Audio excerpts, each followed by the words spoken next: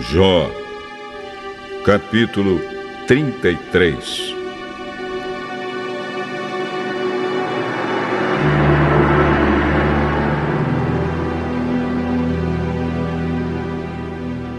Por isso, Jó, escute as minhas palavras e preste atenção em tudo o que vou dizer.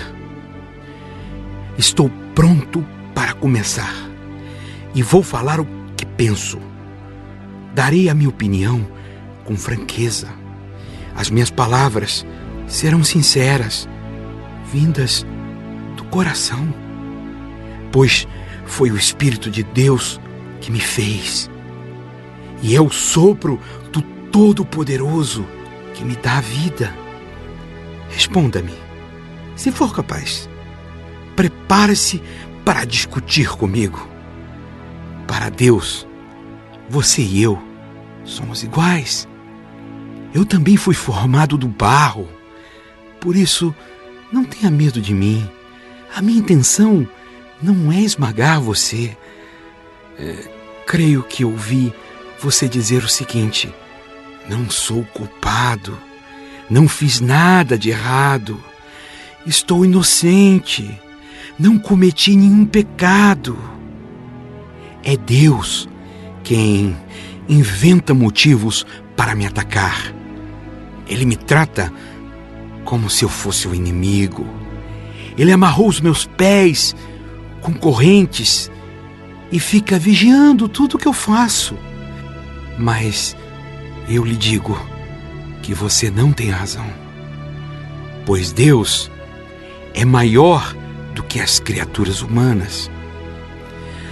Por que você acusa Deus, afirmando que Ele não dá atenção às nossas queixas? Deus fala de várias maneiras, porém nós não lhe damos atenção. De noite, na cama, quando dormimos um sono profundo, Ele fala por meio de sonhos ou de visões. Deus fala aos nossos ouvidos e os seus avisos nos enchem de medo. Ele fala com a gente para que deixemos de pecar e para que não nos tornemos orgulhosos. Assim, Ele nos livra da morte e não deixa que nos joguem na sepultura. Outras vezes, Deus castiga com doenças e com fortes dores que não passam. O doente perde o apetite e não quer nem ver as comidas mais gostosas. Ele emagrece, vai se acabando e, no fim, vira pele e osso. Ele está às portas da morte. Logo será levado para a sepultura. Pode ser que ele venha a ser socorrido por um anjo, um dos milhares de anjos de Deus que ensinam a gente a fazer o que é certo. O anjo terá pena dele e pedirá a Deus: solta-o. Ele não deve descer ao mundo dos mortos. Aqui está o pagamento do seu resgate. Então, ele terá saúde novamente e o seu corpo será forte, como era na juventude. Quando orar, Deus o atenderá. Ele o adorará com alegria e Deus o aceitará de novo como um homem direito. Ele dirá a todos: pequei, cometi injustiças, mas Deus não me castigou. Ele me salvou da morte. Eu ainda posso ver a luz. Deus faz tudo isso com a gente e faz várias vezes. Ele não deixa que morramos. E assim continuamos a ser iluminados pela luz da vida. Agora, Jó, escute com atenção. Fique calado, pois vou falar. Se você tem alguma coisa a dizer, responda, pois eu gostaria de lhe dar razão. Se não, fique calado e escute, que eu lhe ensinarei como ser sábio.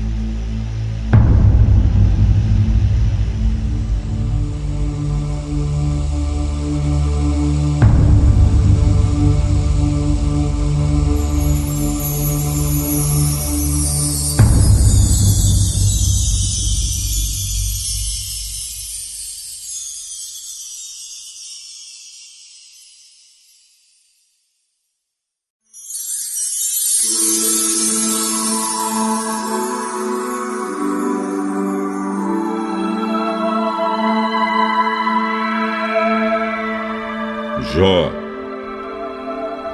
capítulo 34. Eliú disse mais: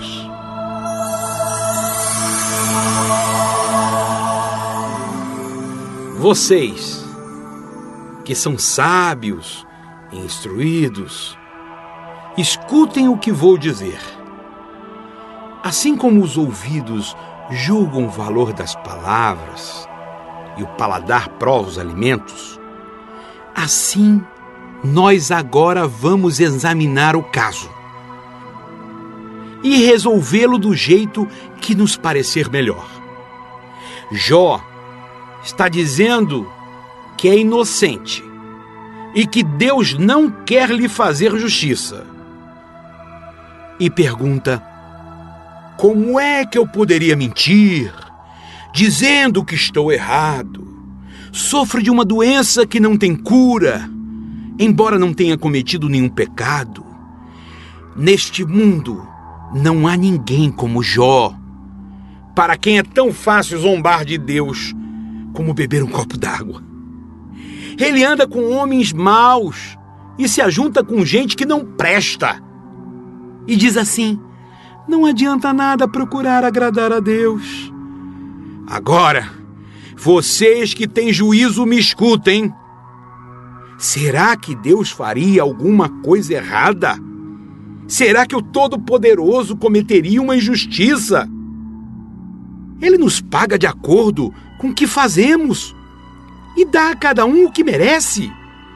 Na verdade, o Deus Todo-Poderoso não faz o mal e não é injusto com ninguém. Quem entregou o poder a Deus? Quem o fez governador do universo? Se Deus quisesse, poderia fazer voltar para si o fôlego, a respiração da gente.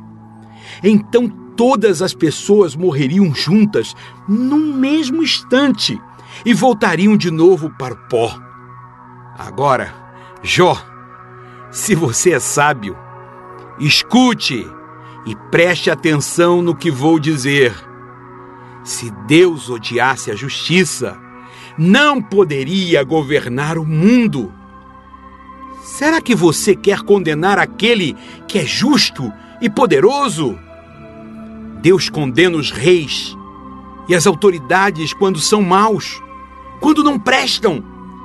Ele não mostra preferência pelas pessoas que estão no poder, nem favorece os ricos em prejuízo dos pobres, pois todos foram criados por ele. A morte pode vir de repente no meio da noite. A pessoa tem um ataque e morre.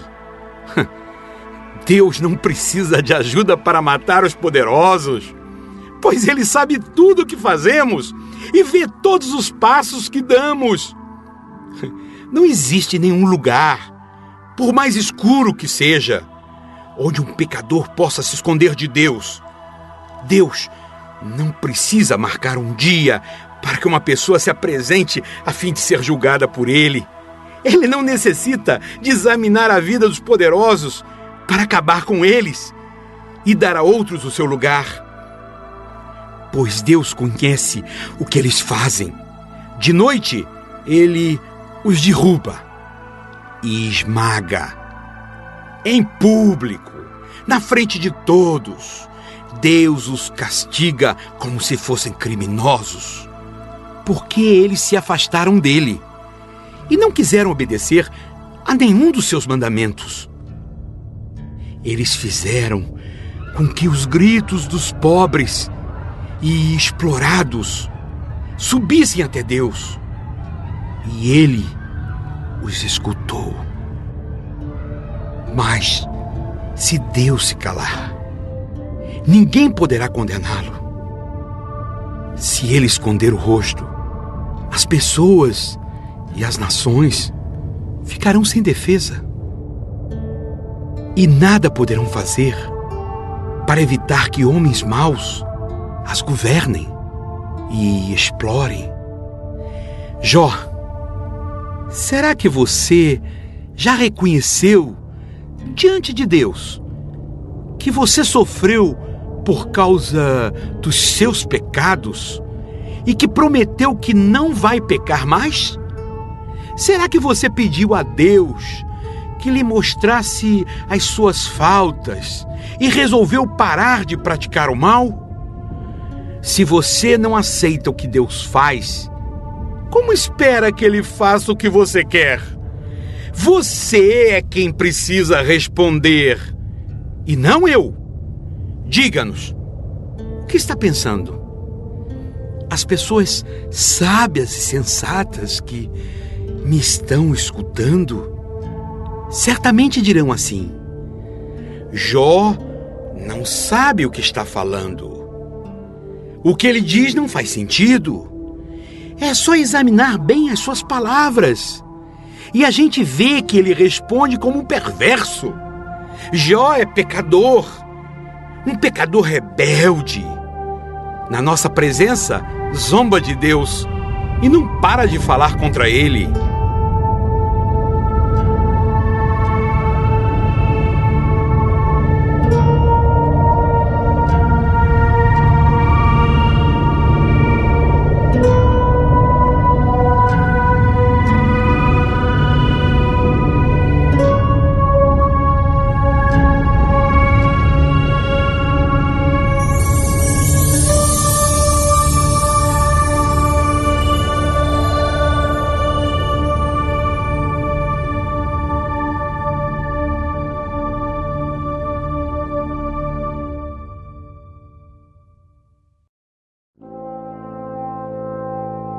Sabedoria, capítulo 10. O primeiro homem, o pai do mundo, que foi criado sozinho, foi a sabedoria que cuidou dele. Tirou-o de seu próprio pecado e deu-lhe o poder de reinar sobre todas as coisas. E porque o perverso, na sua ira, dela se afastou, pereceu depois de seu furor fraticida. E estando a terra submersa por causa dele, pelo dilúvio, a sabedoria de novo salvou, conduzindo o justo num lenho sem valor. E quando as nações unânimes caíram no mal, foi ela que distinguiu o justo, o manteve irrepreensível diante de Deus e lhe deu a força para vencer sua ternura pelo seu filho. Foi ela que, quando do aniquilamento dos ímpios, salvou o justo, subtraindo-o ao fogo que descera sobre a Pentápole, cuja perversidade, ainda no presente, é testemunhada por uma terra fumegante e deserta, onde as árvores carregam frutos incapazes de amadurecer e onde está erigida uma coluna de sal, memorial de uma alma incrédula. Porque aqueles que desprezaram a sabedoria não somente se prejudicaram em ignorar o bem, mas ainda deixaram aos homens um testemunho de sua loucura, para que seus pecados não fossem esquecidos. Quanto aos que a honram, a sabedoria os liberta de sofrimentos. Foi ela que guiou por caminhos retos o justo que fugia à ira de seu irmão. Mostrou-lhe o reino de Deus e deu-lhe o conhecimento das coisas santas. Ajudou-o nos seus trabalhos e fez frutificar seus esforços. Cuidou dele contra a ave dos opressores e o fez conquistar riquezas. Ela o protegeu contra seus inimigos e o defendeu dos que lhe armavam ciladas. E no duro combate deu-lhe vitória, a fim de que ele soubesse quanto a piedade é mais forte que tudo. Ela não abandonou o justo vendido, mas preservou-o do pecado. desceu com ele à prisão e não o abandonou nas suas cadeias, até que lhe trouxe o cetro do reino e o poder sobre os que tinham oprimido. Revelou-lhe a mentira de seus acusadores e conferiu-lhe uma glória eterna. Foi ela que livrou das nações que o tiranizavam, o povo santo e a raça irrepreensível. Entrou na alma do servo de Deus e se opôs, com sinais e prodígios, a reis temíveis. Deu aos santos o galardão de seus trabalhos. Conduziu-os por um caminho miraculoso. Durante o dia serviu-lhes de proteção e deu-lhe a luz dos astros durante a noite. Fê-los atravessar o Mar Vermelho e deu-lhes passagem através da massa das águas, ao passo que engoliu seus inimigos e depois os tirou das profundezas do abismo. Também os justos, depois de despojados os ímpios, celebraram: Senhor, vosso santo nome. E louvaram, unidos num só coração, vossa mão protetora. Porque a sabedoria abriu a boca aos mudos e tornou eloquente a língua das crianças.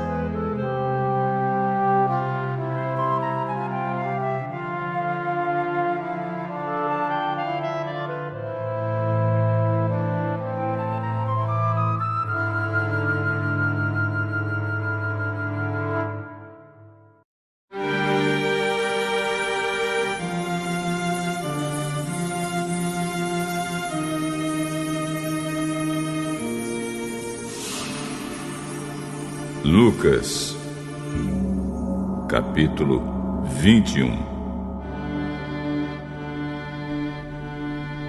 Jesus estava no pátio do templo, olhando o que estava acontecendo, e viu os ricos pondo dinheiro na caixa das ofertas. Viu também uma viúva pobre que pôs ali 2 moedinhas de pouco valor. Então ele disse: Eu afirmo a vocês que esta viúva pobre deu mais do que todos, porque os outros deram do que estava sobrando. Porém ela, que é tão pobre, deu tudo o que tinha para viver.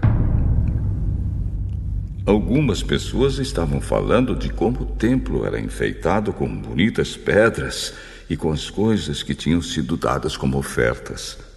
Então Jesus disse: Chegará o dia em que tudo isso que vocês estão vendo será destruído. E não ficará uma pedra em cima da outra. Mestre, quando será isso? Que sinal haverá para mostrar quando é que isso vai acontecer? Tomem cuidado para que ninguém engane vocês. Porque muitos vão aparecer fingindo ser eu, dizendo: Eu sou o Messias, ou já chegou o tempo. Porém, não sigam essa gente. Não tenham medo quando ouvirem falar de guerras e de revoluções, pois é preciso que essas coisas aconteçam primeiro. Mas isso não quer dizer que o fim esteja perto. Uma nação vai guerrear contra outra e um país atacará outro. Em vários lugares haverá grandes tremores de terra, falta de alimentos e epidemias. Acontecerão coisas terríveis e grandes sinais serão vistos no céu. Mas antes de acontecer tudo isso, vocês serão presos e perseguidos. Vocês serão entregues para serem julgados nas sinagogas e depois serão jogados na cadeia. Por serem meus seguidores, vocês serão levados aos reis e aos governadores para serem julgados. E isso dará oportunidade a vocês para anunciarem o Evangelho. Resolvam desde já que não vão ficar preocupados antes da hora com o que dirão para se defender. Porque eu lhes darei palavras e sabedoria que os seus inimigos não poderão resistir nem negar. Vocês serão entregues às autoridades pelos seus próprios pais, irmãos, parentes e amigos. E alguns de vocês serão mortos. Todos odiarão vocês por serem meus seguidores. Mas nem o fio de cabelo de vocês será perdido. Fiquem firmes, pois assim vocês serão salvos.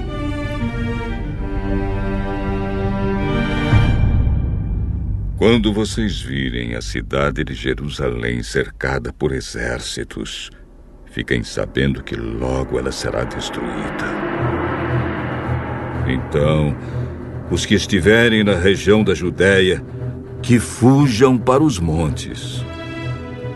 Quem estiver na cidade, que saia logo. E quem estiver no campo, que não entre na cidade. Porque aqueles dias serão os dias do castigo, e neles acontecerá tudo o que as Escrituras Sagradas dizem. Ai das mulheres grávidas e das mães que ainda estiverem amamentando naqueles dias. Porque virá sobre a terra uma grande aflição, e cairá sobre esta gente um terrível castigo de Deus. Muitos serão mortos à espada, e outros serão levados como prisioneiros para todos os países do mundo. E os não-judeus conquistarão Jerusalém até que termine o tempo deles fazerem isso.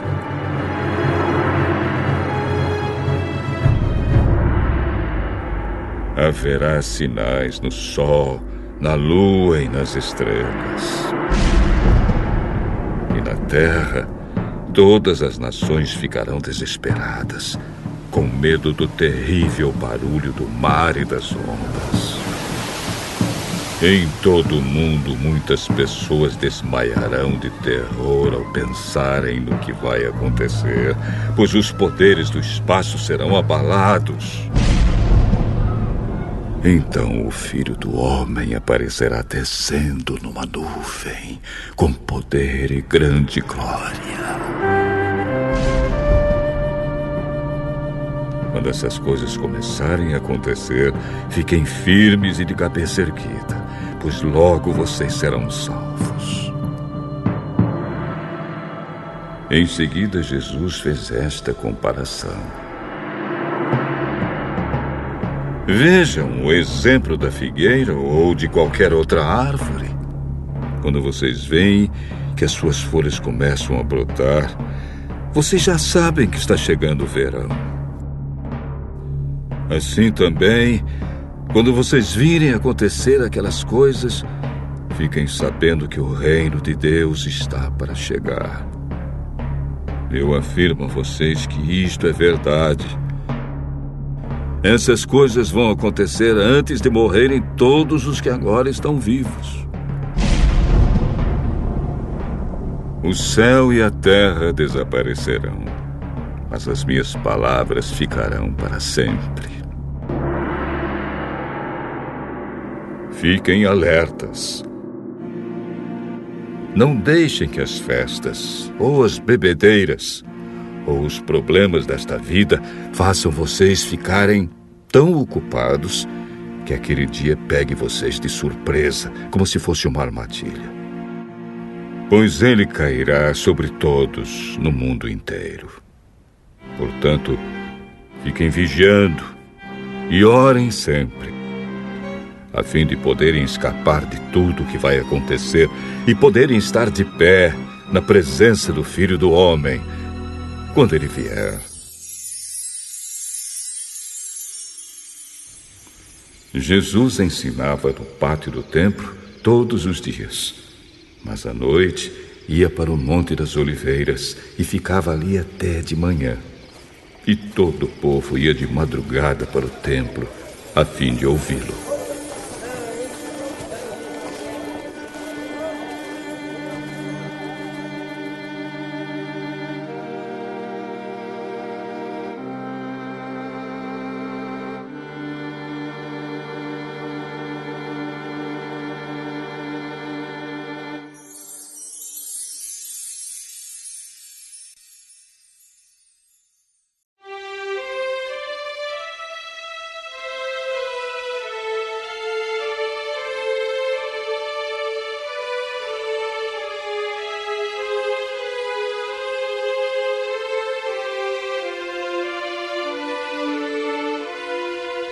Salmo 58.